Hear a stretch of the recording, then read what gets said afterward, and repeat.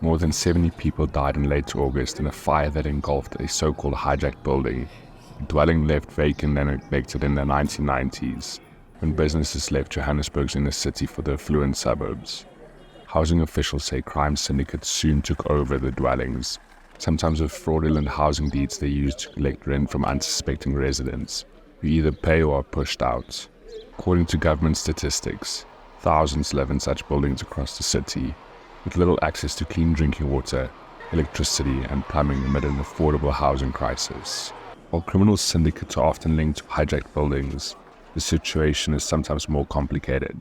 In some cases, legal ownership of the housing is in question. Inner city resident Lizweletse Ndlovu and his neighbors have been waiting for the courts to rule on a years-long dispute over the ownership of the building they live in. In the meantime, court has ordered a hold on rent payments, although residents must continue to pay for services while a final judgment is pending. Because we have got more than 2 people claiming to own the place, we have to put the money together as a community and buy whatever it has to be bought. And we fix some of things like plumbing, we do ourselves. Cleaning, we do ourselves. While we wait for the courts. The city of Johannesburg says it has intervened in recent years to address the challenge of hijacked buildings and plans to acquire buildings whose owners are not traceable.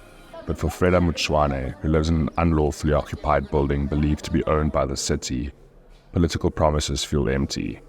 Residents there say they have been without running water since May 2022 and must rely on a fire hydrant for their water needs. But since from last year, after we got the problem of water, since then they never come and fix anything. They keep on promising us.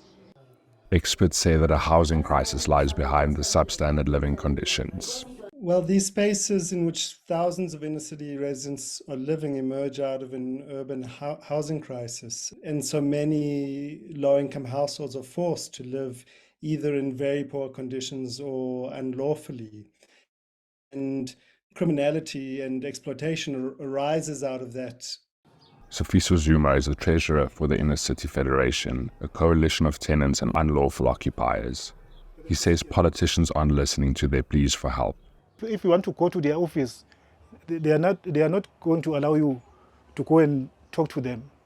But if there's a tragedy like this one, it's where you are going to see them. Then after this, it's done. In the aftermath of the devastating August fire, a city spokesperson says city, provincial and national officials have been meeting to address the housing crisis and find a way to improve the living conditions of inner city residents. Jan Bornman, VOA News, Johannesburg, South Africa.